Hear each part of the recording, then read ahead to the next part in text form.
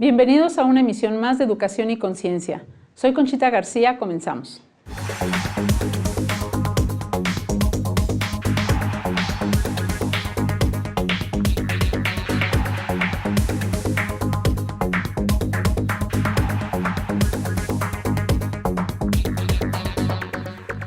Con el gusto de estar con ustedes y transmitiendo desde el Colegio Fray Luis de León, estamos aquí en su programa de Educación y Conciencia.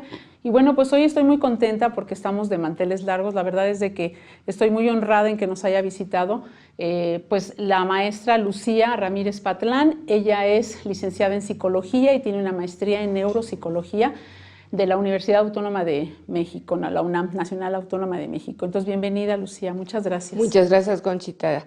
Gracias, agradezco mucho, es también para mí un placer estar aquí. No, me da mucho gusto porque vamos a platicar de un tema que es muy importante, que son las neurociencias, que es un tema relativamente nuevo, en donde pues se han descubierto nuevas funciones del cerebro y que pueden estas ser aplicadas a muchas cosas, pero pues los que nos dedicamos a la educación también lo podemos enfocar y bueno, pues sacarle mucho provecho a esto que es la educación, ¿no? Entonces a mí me gustaría que empezáramos pues explicando un poquito a qué se refiere esto de las neurociencias, ¿no? Porque cuando lo escuchan como que pues la gente luego no sabe, ¿no? Hay papás, hay maestros que nos están viendo, entonces que sepan bien a qué se refiere el término de neurociencias, ¿no? Neurociencias es un conjunto justamente de ciencias que se abocan a las funciones del cerebro. Entonces, son varias. Tenemos la neuroquímica, la química aplicada al estudio del cerebro, de todo el sistema nervioso, o la neurofisiología o la neuroanatomía. Realmente todas estaban. Sin embargo, con la década del cerebro, en los 90, se acoplan como en el mismo fin, cada una seguía su camino, pero con los estudios no invasivos al cerebro, eso permitió que entonces se acoplaran y se viera el beneficio del estudio del cerebro y que fue llevado después a la comprensión de muchísimos fenómenos. De muchísimos fenómenos, entre ellos yo creo que está el aprendizaje, ¿no? Que es uno de los que pues nos enfocamos nosotros más a entender cómo es que pues estas funciones ejecutivas del cerebro, ¿no? Cuando uno está aprendiendo, o sea, todo lo que se mueve en el cerebro cuando uno ve o escucha o aprende algo nuevo, ¿no? Entonces, realmente yo me metí a un diplomado de neurociencias y cuando yo vi todo lo que se movía en el momento del acto de aprender, yo decía, ni cuenta nos damos, ¿no? Así, no, wow, de verdad que dices tú, el cerebro es maravilloso, o sea, es una máquina que, bueno, sin duda, hecha por Dios solamente, tan perfecta, pero que ahí nos damos cuenta de todas esas funciones y todo lo que se mueve en el cerebro, ¿no? Y lo poderoso que puede ser esto, ¿no?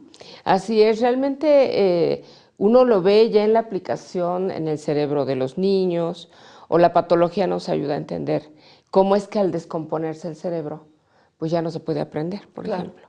Pero hay mucho trabajo del escondido que es en laboratorios. Eric Kandel, un premio Nobel en el año 2000, él estudia la plicia. La plicia es un molusco.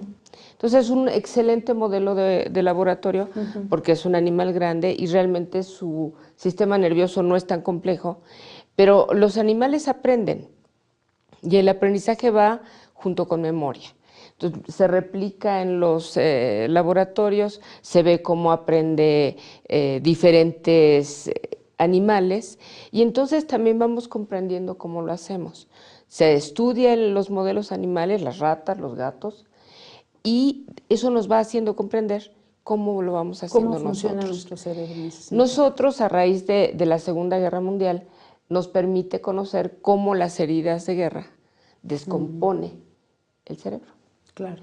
Y entonces decimos, bueno, pues la gente ya no puede hablar, o la gente ya no puede recordar, o la gente tiene cambios de personalidad. Hay casos clásicos donde efectivamente HM, un caso muy clásico en neuropsicología, nos enseñó cómo se pierde la memoria. Ahorita podemos presentar a HM 50 veces y las 50 veces para él era nuevo. Entonces realmente ver cómo se desorganiza lo que nos parece tan automático, tan fácil, tan sencillo, es una complejidad enorme, pero que fuimos entendiendo por las aportaciones de cada una de las neurociencias cómo se lleva a cabo. Porque yo creo que fue uno de los campos que estaba menos investigado, ¿no? Yo creo que por la complejidad esta misma que tiene y que pues como que todavía no se entendían qué funciones, digo, en el hombre, por ejemplo, ¿no? A lo mejor en animales sí, pero se tardó, yo siento que fue como de lo último, ¿no? A lo mejor en el corazón ya estaban muy adelantados en esta parte, pero como que el cerebro se quedó, yo siento que tal vez por la complejidad y pues por lo delicado también, ¿no? Porque cualquier cosita que pudiera haber afectaba, ¿no? O sea, una operación, un estudio, cualquier cosa, pues había cierto temor de qué más afectar, ¿no? O sea, las secuelas que podía tener por esta parte de falta de conocimiento, ¿no? Que no es nuevo porque tú hablas de los 90s, pero que es relativamente nuevo para la educación. Y es relativo para la ciencia, es nuevo también para la ciencia, ¿sí? Porque realmente lo que nos permite conocer son los estudios no invasivos. Claro. La resonancia magnética funcional, la tomografía, que nos permite ver cómo funciona. Y claro, pues los estudios post-mortem que vienen desde 1800. Claro. Entonces, realmente es un cúmulo que hoy lo podemos empezar a sumar y a comprender más, porque no es posible, vamos a estudiar el cerebro, vamos a abrirle como en experimento a alguien el cuerpo, claro, porque no lo podemos cerrar, claro, igual que si se corta aquí, va sobre vida. Claro, ¿no? claro. Aunque en la antigüedad los griegos pensaban que realmente el asiento del intelecto estaba en cualquier otra parte, menos acá arriba, esto se desechaba, pues realmente nos ha permitido ir entendiendo a través de la historia que el centro está acá, adentro, en esta caja, en la caja craneana. En esa caja donde se gesta todo lo que es el pensar, el sentir, el razonar, el memorizar, el comprender. Y definitivamente, pues todo eso está ligado de manera natural a la educación. A la educación. Porque también la educación tuvo una evolución. Sí. Entonces, antes no era la formalidad de las escuelas, como hoy lo vemos, y hoy creamos programas y creamos estructuras de cómo se debe de aprender, y nos topamos con que hay niños que aprenden, niños que no aprenden, o estudiantes mejor dispuestos o mal dispuestos en los estudios universitarios, y decimos, ¿cómo? Esos cerebros, que es mucho lo que me ha llevado a mí. El cerebro lesionado nos queda muy claro que se está alterando y se alteran todas las funciones. Pero como esos cerebros maravillosos, que están sanos, o que todavía no les pasa nada, no aprenden. Cuando en verdad decimos que no están comprometidos de ninguna manera. Claro. Y es donde la educación sí se ha filtrado, ¿no? Los profesores en tradición han dicho, bueno, ¿y por qué no aprende?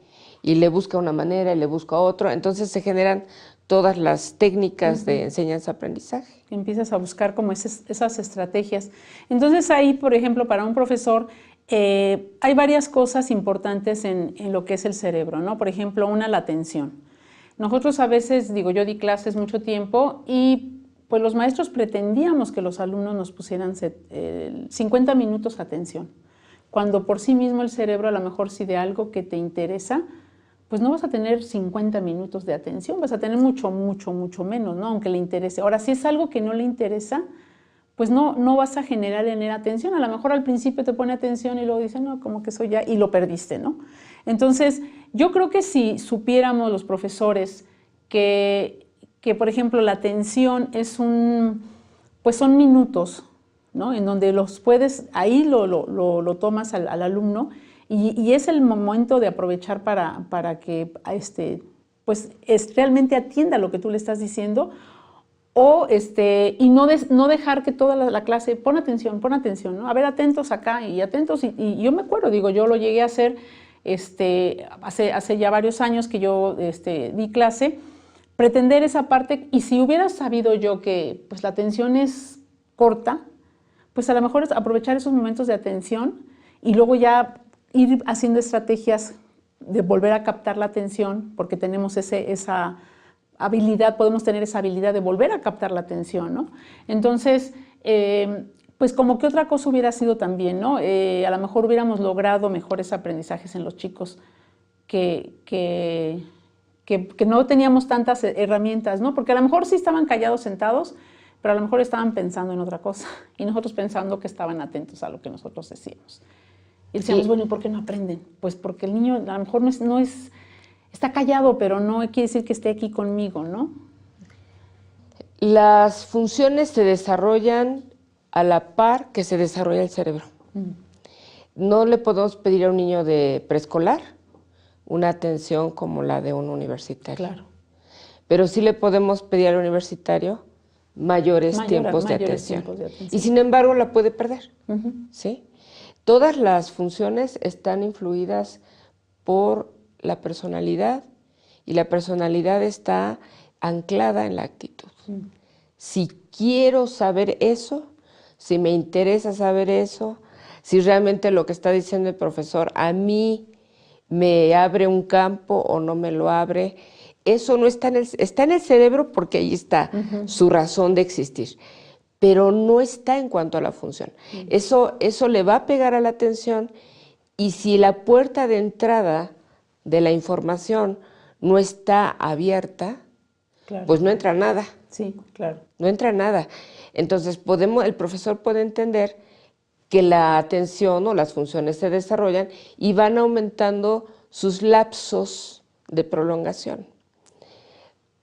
Pero eso tiene que ver con la edad y nosotros tenemos que batallar como profesores con los contenidos y esto lo tengo que lograr en tal tiempo. Sí. Entonces, realmente estamos encimando muchas cosas. Es complicado. Que a veces los mismos niños, sobre todo en la edad infantil, se nota esa diferencia. Unos sí atienden más y otros no pueden atender nada, ¿no?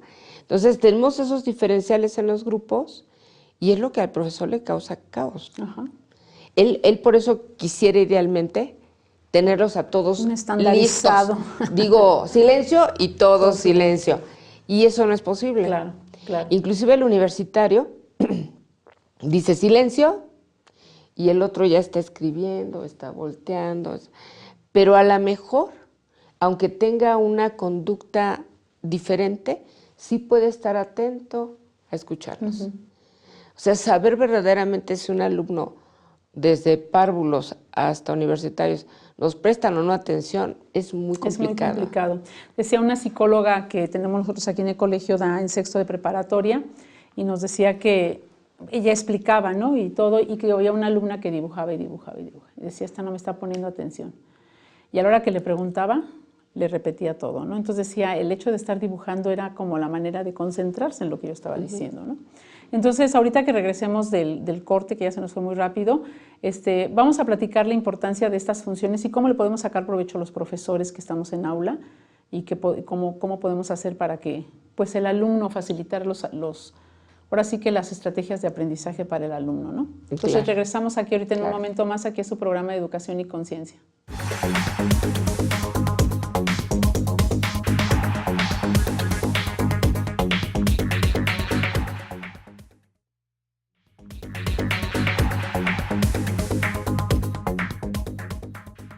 Regresamos aquí a su programa de Educación y Conciencia. Estamos con Lucía Ramírez Patelán, que ella es catedrática de la UNAM con su licenciatura en Psicología y maestría en Neuropsicología, y estamos hablando del tema de neurociencias.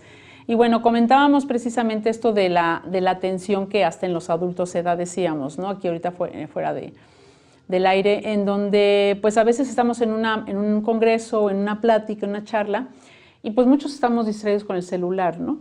Y pues se puede pensar que a lo mejor no hay interés, ¿no?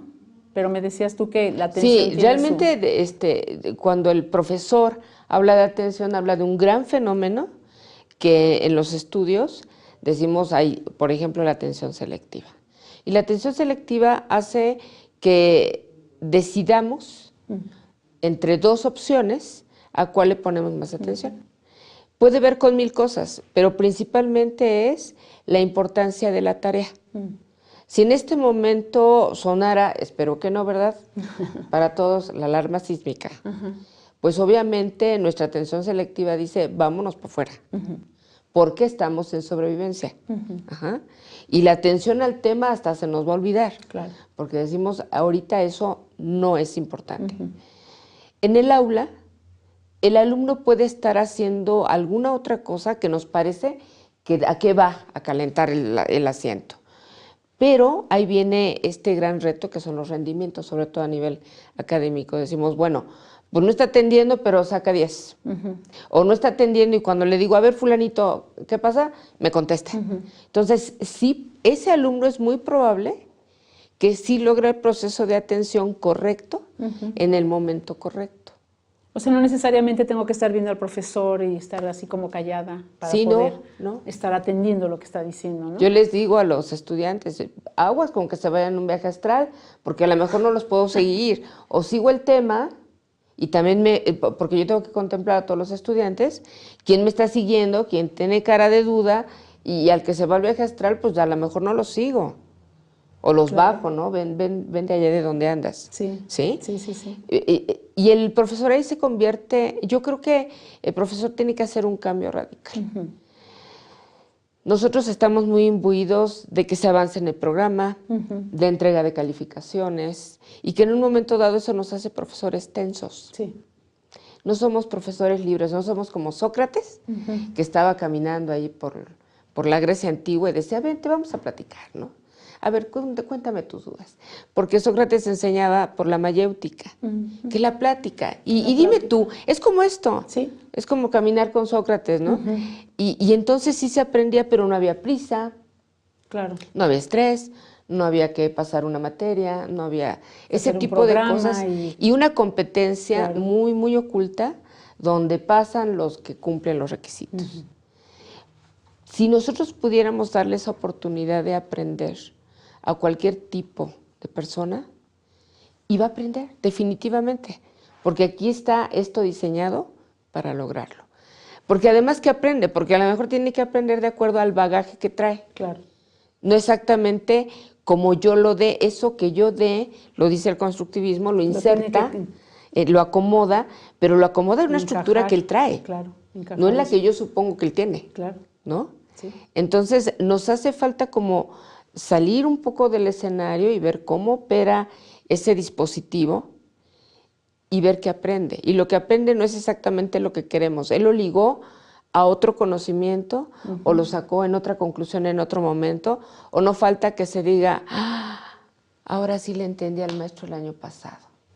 Ahora sí ya entendí qué era lo que quería. Y esa construcción a veces es lenta. Sí, exactamente, porque es un proceso y hay que entender que los procesos pues son diferentes en cada persona, ¿no? Alguien puede ser como que ya le cachó rápido y puede ser que alguien esté en ese proceso apenas, ¿no? Y entonces todavía tarde en caerle el 20. A mí me interesaba mucho esa parte de la atención por esta cuestión del déficit de atención que ahora se habla mucho, ¿no? Por ahí David Murphy, el que es de neurosemántica,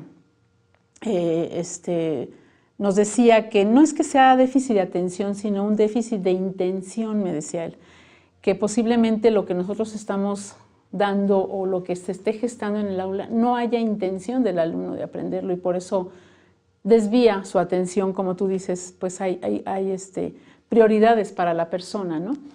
Y si competimos con el profesor ahora, con estos medios que están ahora, ¿no? Digitales, en donde son pues mucho más llamativos que un profesor con un pizarrón, por ejemplo, entonces pues ahí siempre vamos a perder, ¿no? Si no cambiamos, como tú dices, radicalmente, ¿no? Yo creo que el déficit de atención, porque lo he vivido tanto en la consulta como ver a los estudiantes. Un déficit de atención realmente que puedo estudiar más puro está en chiquitos. Un universitario que no ponga atención, una de dos, o nunca lo diagnosticaron, sí, se escapó. Se escapó. Sí, pero prácticamente yo creo que ahorita es una moda, se está sobrediagnosticando, los he analizado. Realmente para el diagnóstico, decimos los neuropsicólogos, de un déficit de atención, sí es por una exploración neuropsicológica, sí, no es otro, no es con solamente que vaya con el neurólogo, porque uno evalúa las funciones. Y entonces... y a veces es con un psicólogo nada más, o sea, ¿no? Depende del entrenamiento. Depende. Depende del entrenamiento. Porque no vemos igual a la persona, no vemos las mismas funciones igual. Entonces me ha tocado ver niños que les puedo llamar ansiosos y el profesor le puede llamar déficit de atención. Puedo hablar de niños deprimidos y el profesor le llama déficit de atención. O sea, ya como que todo se encasilló en eso, ¿no? O se está encasillando y el profesor necesita, sin no saberlo diferenciar, sí saber que algo está ocurriendo y que alguien lo tiene que ayudar. Creo que las escuelas hoy tienen que recurrir de otra forma a las ayudas para entenderlo. Sí, claro, existen los niños con déficit de atención, claro, y se diagnostica y entonces vamos a ver la repercusión neuropsicológica y vamos a ver qué pasa cuando se le medica y entonces se empieza a ordenar ese cerebro, que es importante que se ordenen, porque los dejamos siempre en un desorden y curiosamente vemos al cerebro como si estuviera en la caja craneana, pero la verdad es que opera afuera. Y entonces la mamá ya le está gritando y la maestra está diciendo te voy a bajar 3 puntos porque no atiendes. Toda esa repercusión nos va haciendo el problema más complejo y se suma más ansiedad y no lo estamos llevando bien. ¿Y qué tan de cierto es eso de que, por ejemplo, para tener orden, aquí yo recuerdo cuando daba matemáticas, se requiere de mucho orden, ¿no? De estructura y de todo para que te puedan entender. Entonces, a veces, bueno, yo leía mucho que decían que para poder tener un orden, nosotros aquí tenemos que tener un orden afuera. Entonces, que si yo estoy tratando de resolver un problema, un ejercicio, estoy estudiando en un lugar donde está todo desordenado, es muy difícil que yo pueda ordenar mi cerebro, o sea, poner como ese orden que requiero. Entonces, yo lo había leído y yo recomendaba mucho esa parte, ¿no? Decía, bueno, pues, si no está recogido su cuarto, recojan su cuarto o el lugar donde van a estudiar, ordénenlo, ¿no? Que tenga luz, que tenga ventilación, llévense una botellita de agua y dedíquense a resolver, ¿no? Como una estrategia. Sí ayuda esa parte del entorno para esta parte, porque luego también yo he visto, ¿no? Gente como que para nosotros puede ser muy desordenada, pero entre su desorden tiene todo aquí, ¿no? O sea, sabe dónde está todo entre su desorden, ¿no? Entonces, una de las cosas vitales para el orden son las funciones ejecutivas. Las funciones ejecutivas guardan relación directa con la atención. Entonces, está el niño, pero ¿el niño cuál? ¿El niño de hace un siglo? Guardaba más orden porque te pones en orden y afuera el medio le decía o te aquietas o te aquietas. Oye, el niño le dice, oye, pon orden. Claro. Oye, ordena tu cuarto. Pero nadie supervisa que se ordene el cuarto. Claro. Nadie supervisa decirle, mira, la botella de agua, esto, tu lámpara. Y eso lo del medio. Y nos construimos, como dice Vygotsky, en el ambiente sociocultural. Sí, claro. ¿Sí? Si eso ya no lo está teniendo el niño actual, el niño por sí solo no puede poner el orden. No nace el orden solamente teniendo el orden afuera. Él puede sentir sabroso el orden afuera, pero como todavía no sale de él, él va a generar el desorden. Y para él va a ser lo común y va a aprender y se generan los hábitos conductuales de que así es. Luego se quiere estudiar con la tele, con el iPad, y dice, yo no puedo estudiar si no está el ruido. Claro.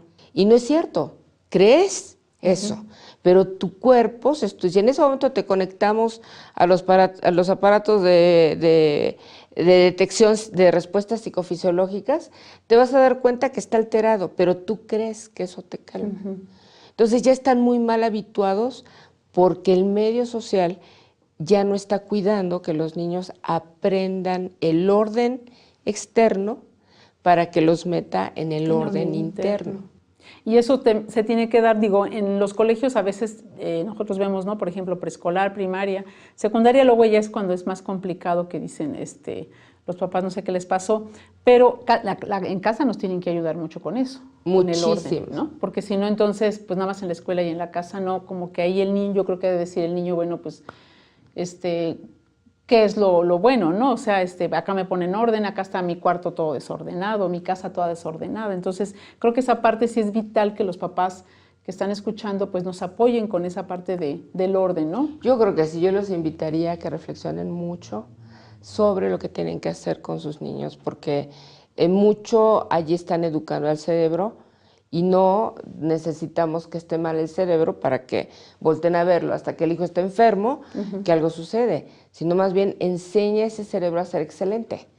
Nosotros los profesores los queremos hacer excelentes, pero llegan con un desorden, no Claro. saben leer, no saben pronunciar, no tienen ritmo en la lectura, y entonces dices, bueno, maestro, el maestro dice, yo me angustio, ¿no? Claro. Porque ¿cómo logro todo eso con 50 en un ciclo escolar?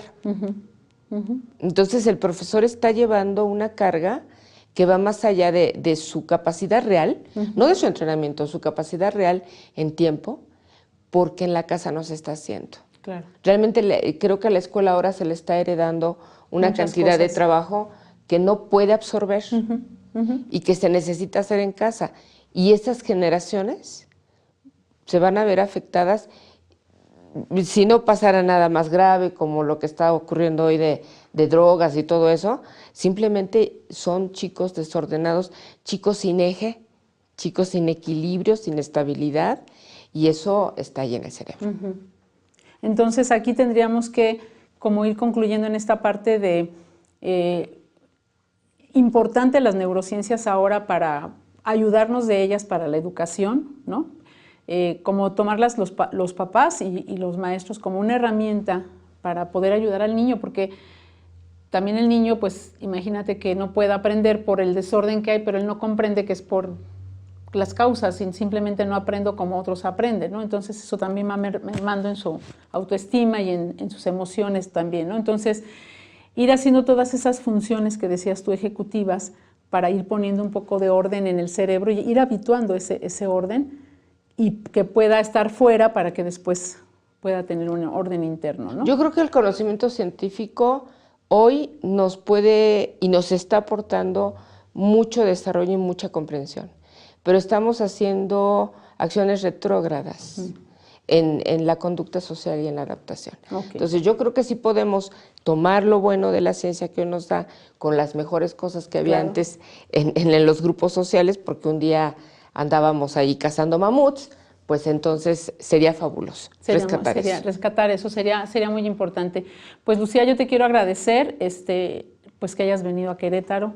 No, claro. Aquí estoy cuando al tú Colegio gustes. Fray Luis de León, que es tu casa, y que hayas estado en este programa Educación y Conciencia con un tema tan interesante y que me gusta mucho, que son precisamente todo lo que tiene que ver con neuropsicología, que es tu especialidad, y que pues nos pudieras iluminar un poquito sobre todos esos procesos de aprendizaje que pues a lo mejor pasaban desapercibidos para nosotros hace muchos años, ¿no? Y que todo lo que se gesta en el cerebro, ¿no?